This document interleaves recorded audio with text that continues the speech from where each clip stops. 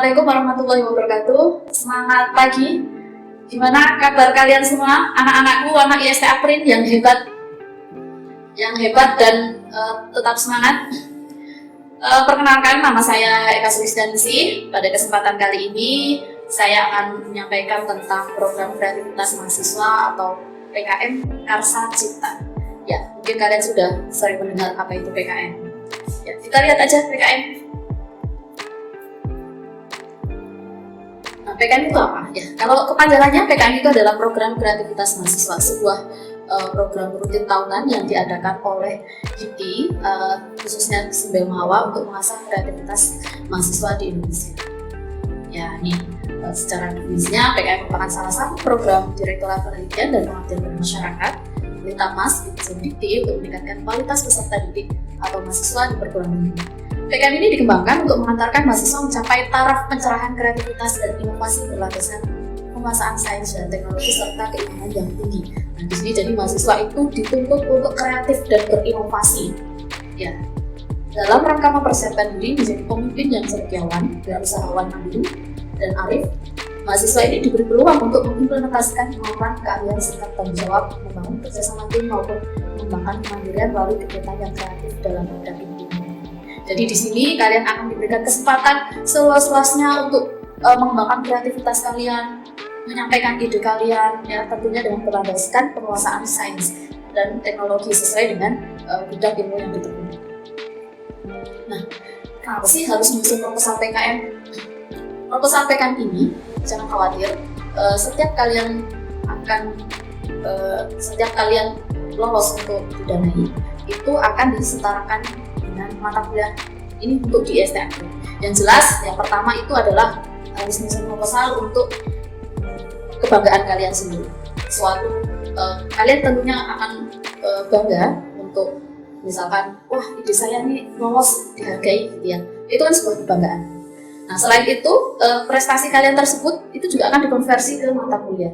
Nah, ini surat keputusan rektor yang menaungi kesetaraan prestasi ini, sementara ini masih menggunakan surat keputusan rektor tahun 2018. Nah, ini ada untuk PKM penelitian, nanti disetarakan dengan mata kuliah penelitian. Nah, untuk PKM Karsa Cipta ini disetarakan dengan PKM program kerja. Ya. Nah, jenis PKM mungkin beberapa pembicara sebelumnya sudah mengulas, ada PKM penelitian, PKM pengabdian pada masyarakat, PKM kewirausahaan. Nah, dan seterusnya. Namun kali ini yang akan saya bahas itu adalah PKM Karsa Cipta atau PKM KC. Nah, PKM KC ini sangat-sangat cocok untuk mahasiswa IST Aprin ini. Kenapa? Karena PKM KC ini lebih banyak yang ranahnya orang-orang teknik. PKM KC itu apa? PKM Karsa Cipta atau PKM KC itu merupakan program konstruktif berbasis karsa dan nalar mahasiswa. Meskipun belum memberikan nilai fungsional yang sempurna dan atau manfaatan langsung bagi pihak lain. Nah, di sini di PKM Karsa Cipta ini kalian dituntut untuk membuat sebuah produk yang siap pakai dan fungsional. Produk apa saja yang menurut kalian bisa memberikan fungsi dan kalian bisa berkontribusi untuk masyarakat.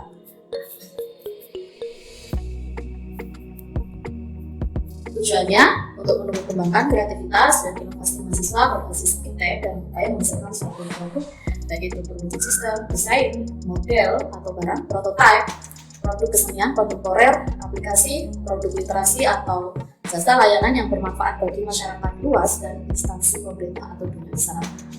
Itu ya, cocok sekali untuk anak-anak teknik ini. Jadi kalian nanti akan dituntut untuk membuat sebuah produk, prototipe seperti itu,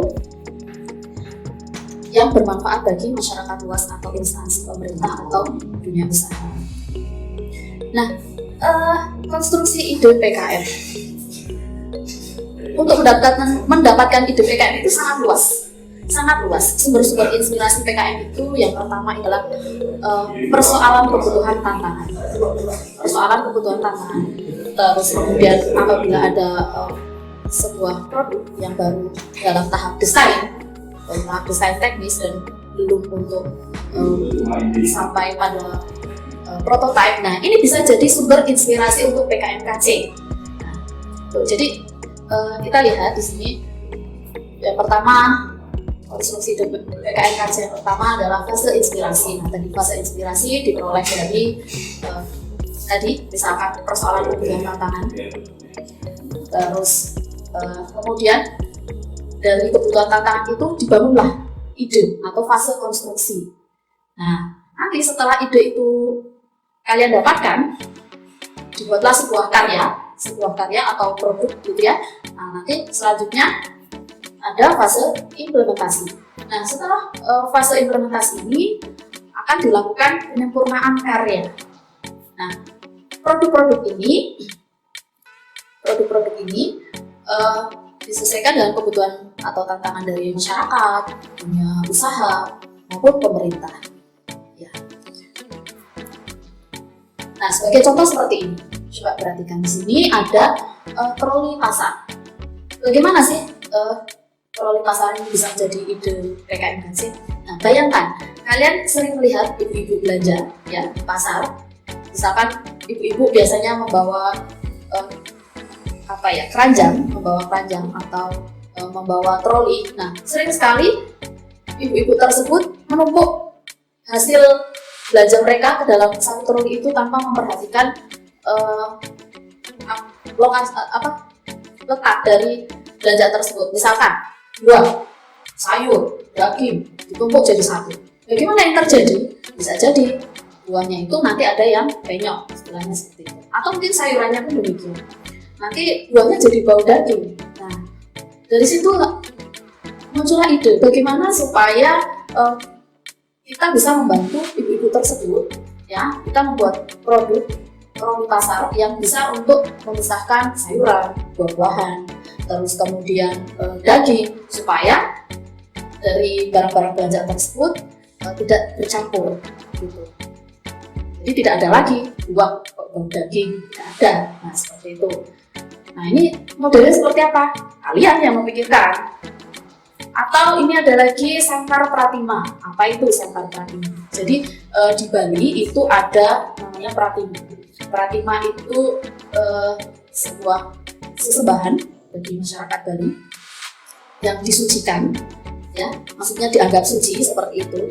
Nah, karena nilainya sangat tinggi Pratima ini, maka seringkali menjadi incaran perampok seperti itu. Karena memang material yang untuk membuat Pratima ini sangat-sangat mahal dan bernilai tinggi, sehingga sering menjadi incaran pencuri. Nah, bagaimana kita bisa melindungi Pratima tersebut? Nah, dari situ kalian bisa mendapatkan ide membuat Sangkar Pratima. Sangkar Pratima ini misalkan dibuat dengan sangkar yang kasat mata, yang tidak kasat mata gitu ya, sehingga misalkan ada pencuri masuk itu tidak tahu kalau sebenarnya Pratima itu terus ada sangkarnya. Nah, sangkar ini nanti akan menggunakan sensor suhu tubuh manusia. Ketika ada pencuri yang mendekati atau mau menyentuh Pratima, nanti sensor tersebut akan bekerja dan memberikan suara yang sangat keras sehingga membangunkan penjaga dari Pratima tersebut. Nah, ini bisa jadi untuk ide PKMKC.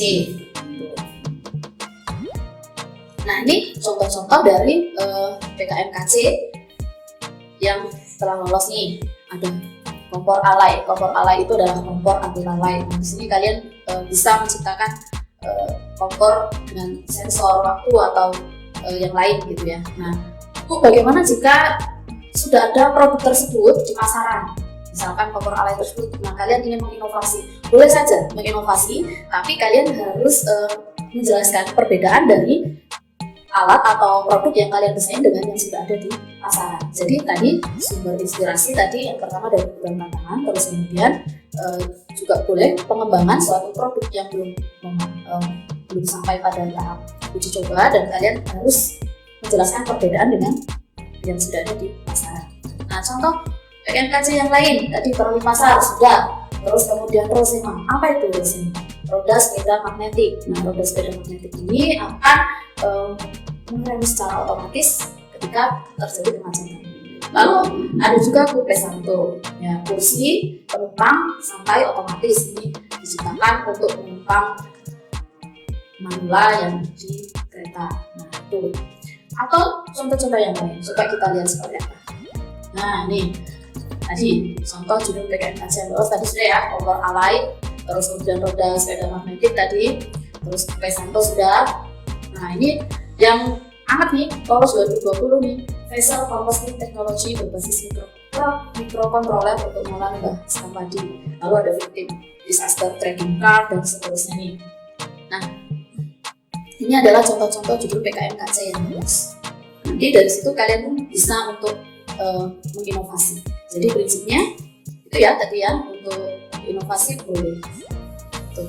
Jadi kita dalam mencari ide kita gunakan prinsip ATM, amati, tiru, dan modifikasi. Nah, untuk PKMKC ya, persyaratan untuk penyusunan proposal. Yang pertama itu adalah peserta PKM adalah kelompok mahasiswa aktif program pendidikan S1 atau diploma yang terdaftar di PDDikti. Nah, di April ini kan ada yang mahasiswa S1 dan ada yang diploma. Nah, ini saling kolaborasi. Terus kemudian anggota pengusul berjumlah 3 orang. Nama-nama pengusul harus ditulis lengkap dan tidak boleh disingkat. Lalu kegiatan sesuai atau relevan dengan bidang ilmu ketua tim. Nah, jadi misalkan kalian punya ide yang berkaitan dengan mesin umpamanya ya. Jadi ketua timnya harus teknik mesin. Meskipun misalkan dalam kelompok tim itu ada mahasiswa dari teknik mesin, elektro atau yang lain, harus ketua timnya yang dari teknik mesin. Terus kemudian seorang mahasiswa hanya dibenarkan masuk dalam satu kelompok mesin PKM, namun 2 yang setuju untuk didanai. Nah, selanjutnya keanggotaan setiap kelompok disarankan berasal dari minimal 2 angkatan yang berbeda. Kenapa harus 2 angkatan yang berbeda? Untuk regenerasi. Terus kemudian pengajuan usulan dilakukan secara online. Nah, sekarang sudah dilakukan secara online dengan format standar yang ditetapkan oleh Dikti. Nah, jangan lupa setelah mengajukan secara online, kalian segera menghubungi dosen pembimbing kalian untuk validasi. Karena mulai tahun 2020 ini, pengajuan secara online ini tidak lagi membutuhkan tanda tangan dari dosen pembimbing dan wali tiga, tapi langsung dosen pembimbing tersebut dan pimpinan perguruan tinggi itu adalah memvalidasi. Nah, format proposal. Nah, ini daftar isi, pendahuluan, latar belakang, yang daftar isi, kemudian pendahuluan. Nah, pendahuluan ini berisi latar belakang masalah, rumusan masalah, tujuan dan keluaran yang diharapkan. Nah, untuk keluaran yang diharapkan untuk PKMKC ini adalah produk, ya, produk atau prototipe dari desain yang kalian buat. Terus kemudian tinjauan pustaka. Nah, tinjauan pustaka ini harus sesuai dengan produk yang kalian akan, harus sesuai. Terus usahakan gunakan referensi dari jurnal dengan batas maksimal itu ya 5 tahun terakhir dan terbaru. Ya, apalagi kita itu ilmu teknik itu sangat cepat berkembangnya, sehingga 5 tahun terakhir itu. Terus kemudian tahapan pelaksanaannya disampaikan seperti apa. Terus kemudian biaya dan jadwal kegiatan. Kemudian di sini biaya ada ketentuannya. Untuk biaya, misalkan dari Dikti menetapkan maksimal 12.500. Nah, untuk biaya ini harus wajar. Jangan sampai biaya ini tidak wajar, tapi untuk demi menuntut supaya terpenuhi 12.500, tidak boleh seperti itu. Biaya yang tidak wajar seperti apa? Misalkan dari 12.500 biaya yang diusulkan pembelian komputer 9 juta, itu kan tidak wajar. Jadi buatlah rancangan biaya yang wajar. Ada komposisi yang ditetapkan oleh Dikti. Lalu jadwal kegiatan. Nah, selanjutnya adalah daftar pustaka. Nah, dari kesemuanya ini, dari mulai pendahuluan sampai dengan daftar pustaka itu maksimal 10 halaman. Ya, maksimal 10 halaman. Jadi daftar isi itu tidak termasuk 10 halaman tersebut. Lalu lampirannya yang dibutuhkan biodata anggota, ketua dan anggota tim, kemudian dosen pembimbing, terus kemudian susunan organisasi, tugasnya seperti apa, dan seterusnya. Nah, ini seringkali ada yang nanya, Bu, proposal saya itu bagus, tapi kenapa ya kok ditolak ya? Coba perhatikan, yang pertama, alasan penolakan yang pertama adalah format dan administrasi program. Seringkali tidak lengkap. Ketidaklengkapan administrasi ini menjadi poin utama. Jadi seleksi yang utama itu adalah format dan administrasi program. sebagus apapun proposal kalian, kalau tidak sesuai dengan kelengkapan administrasi, dia tidak lolos.